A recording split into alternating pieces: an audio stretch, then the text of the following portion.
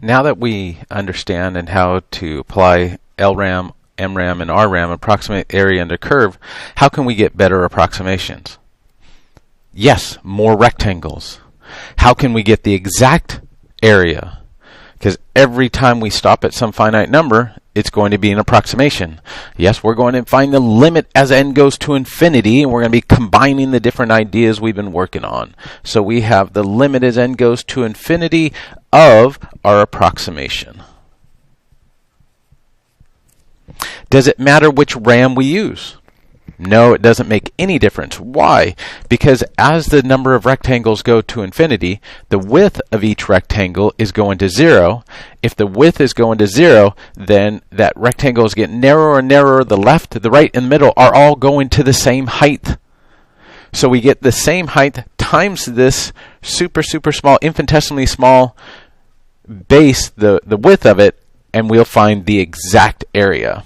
So the area under the curve is the limit as n goes to infinity of LRAM, which is the limit as n goes to infinity of RRAM, which is the limit as n goes to infinity of MRAM. So it doesn't matter which one you want to use, but what we're going to do is use RRAM because it's the most convenient. So let me try to develop the general formula using this specific problem. So we have y equals x squared on 0 to 5. We're going to do RRAM sub 5. So we're going to say, all right, the first rectangle is going to be f of 1 times 1. Because we're coming down here, the height is 1. We're going to write it in general and just say f of 1. The next one will be f of 2 times 1 again. And then we'll just continue this, f of 3 times 1, f of 4 times 1, and then f of 5 times 1. So what is 1? This is our width of the rectangle. In general, what that's going to be is delta x. Now, how can we set it up as well? In general, delta x equals, how did we get one? Well, we have an interval from 0 to 5, and I did 5 rectangles. So in general, it's going to be the length of the interval divided by the number of intervals. And what's the length of the interval in general? We're going to go from a to b. So it will be b minus a, and then we have n rectangles, so we'll divide it by n. Now let's change these values here. Instead of having them 1, 2, 3, let's consider them the first, second, etc. kth subintervals. So if I said the third subinterval, I'd say 1, 2, 3. That would be this one right here. And then I can label these as x sub 0, x sub 1, x sub 2, x sub 3, x sub 4, x sub 5. Now one thing about x sub 0, that is a, and we're going to need to use that right now. So then if we're going to say RRAM sub n of f of x, we'll have the summation, because we're summing up all this, so it lends itself to sigma notation, k equals 1 to n of f of x sub k times delta x, where x sub k is going to be the kth subinterval, so the right value of the kth subinterval. So if we look at this and we said here is a, and this value right there will be a plus 1 delta x, and the next one will be a plus 2 delta x's, and then etc. And if we come down to here, so the kth one, you could say a plus k delta x's. So then x sub k is going to be a plus k times delta x, and that's the same thing as saying a plus k times, we already figured out that delta x is b minus a divided by n. So if we plug that all in, we'll have the sum from k equals 1 to n of f of a plus k times b minus a over n times b minus a over n. And remember, b minus a over n is just the delta x. So now how are we going to find the exact area of this thing? We're going to find the limit as n goes to infinity. And we could also say, could we do this with LRAM and MRAM? Absolutely. But RRAM's the easiest. So we'll say the limit as n goes to infinity of RRAM sub n of f of x, and that is the limit as n goes to infinity of f of a plus k times b minus a over n times b minus a over n. And that is how we can compute the exact area under the curve. So here's some formulas you need to be able to use, and you've seen them before in pre-calc or maybe 2-trig. So let's go through. We're going to we can set up this and we could start applying it immediately like this, or we could go a little bit in pieces. For the first one, I'm going to go in pieces. So I'm just going to say RRAM sub n of f is going to equal the limit, I'm going to leave off the limit, sorry, k equals 1 to n of, now we're just going to apply it. So what's a in this problem? A will be 0 and b will be 5. So we'll say 0 plus k times 5 minus 0 over n, and then I'm just going to write it for this first time, 5 minus 0 over n. We'll simplify this and say k equals 1 to n of, well, that's just going to be f of 5k over n, and since f of x is x squared, that'll be 5k over n quantity squared times 5 over n. Multiply that out. K equals 1 to n. We have 125 over n cubed times k squared. And I'm going to go one step further. Since this summation is from k equals 1 to n is a constant, so we can pull that out along with the 125. So we have this 125 over n cubed times the sum from k equals 1 to n of k squared. Now let's go ahead and find the area. So the area will be the limit as n goes to infinity of that stuff. So we have 125 over n cubed times the sum of k squared from k equals 1 to n. We're going to apply the formula up here, 125. And you remember my limit as n goes to infinity. Erase that. 125 over n cubed times n plus 1, 2n plus 1, all over 6.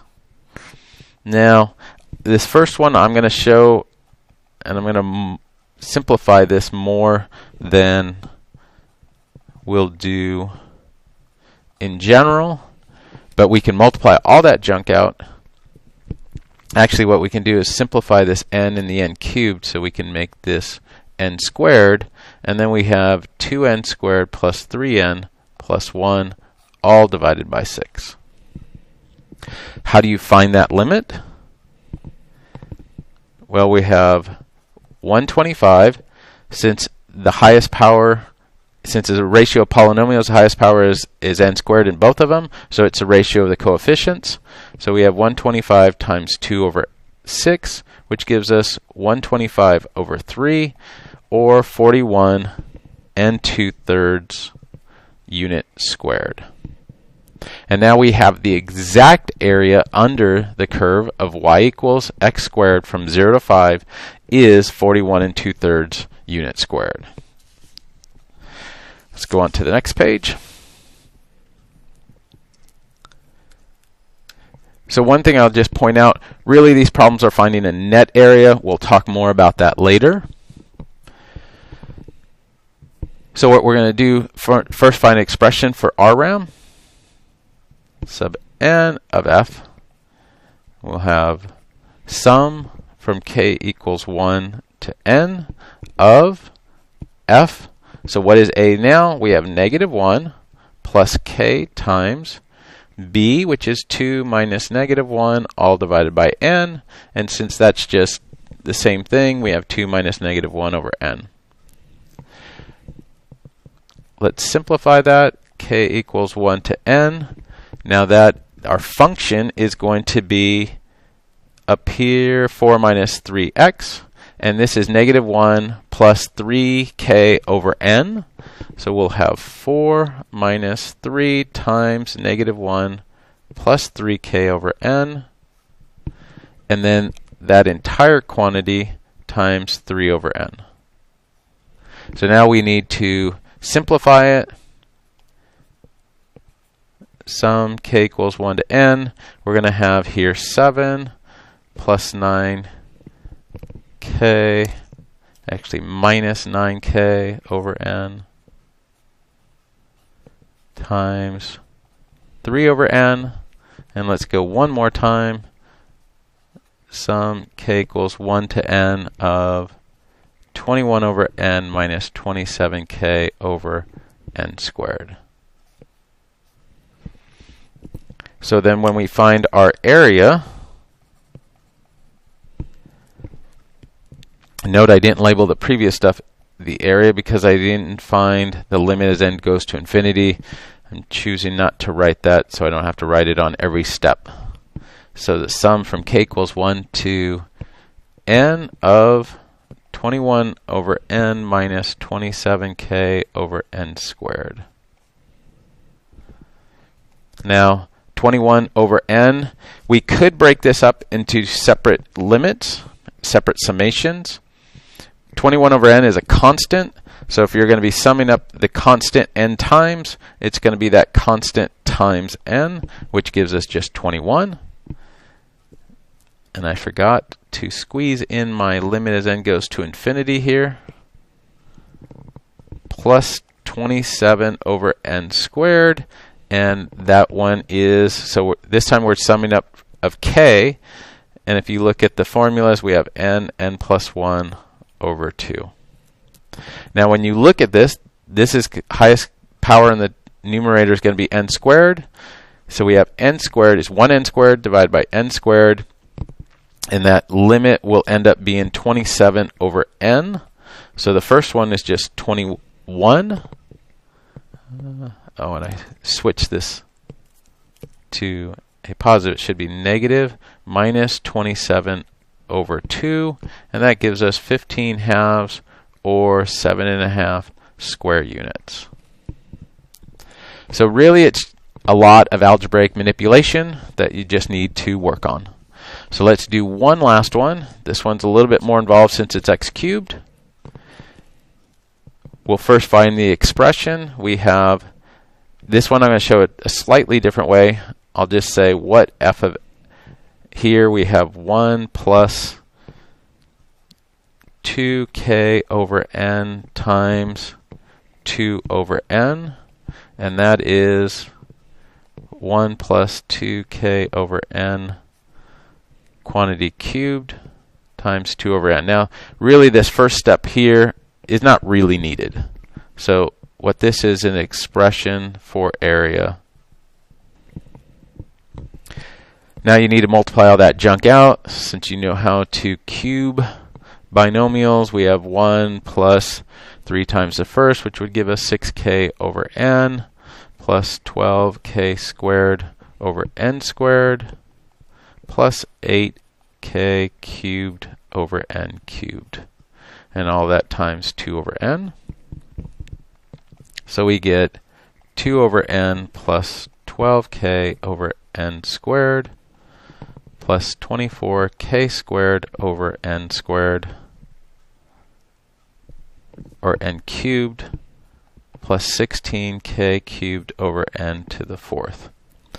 Now we're going to go and find the area, so we'll have the area equals the limit as n goes to infinity of the sum of all that stuff.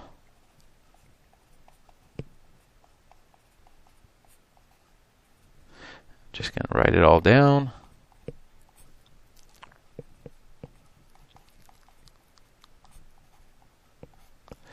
Now we're going to apply it. Again, we can write the sum of each one of those and the limit with it, or we can kind of just do it all at one time. This again is a constant, so 2 over n times n is just going to give us 2. And then all of this will end up having the limit as n goes to infinity with it. And over here, we're going to say 12 over n cubed times the summation of k, so that will be n plus 1 over 2. And we'll have 24 over n cubed. And we're going to go k squared this time.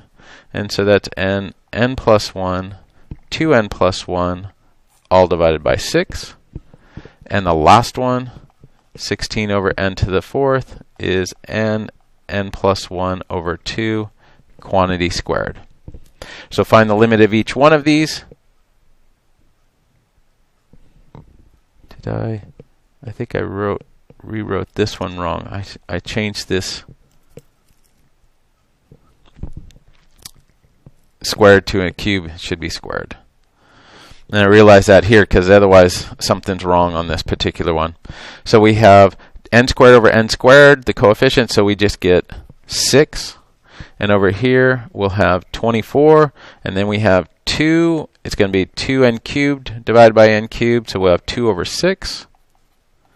And the last one, 16, when we raise this to the second power, we get n to the fourth. Coefficient's 1, so we'll have 16 times 1 over 2 squared, or 1/4.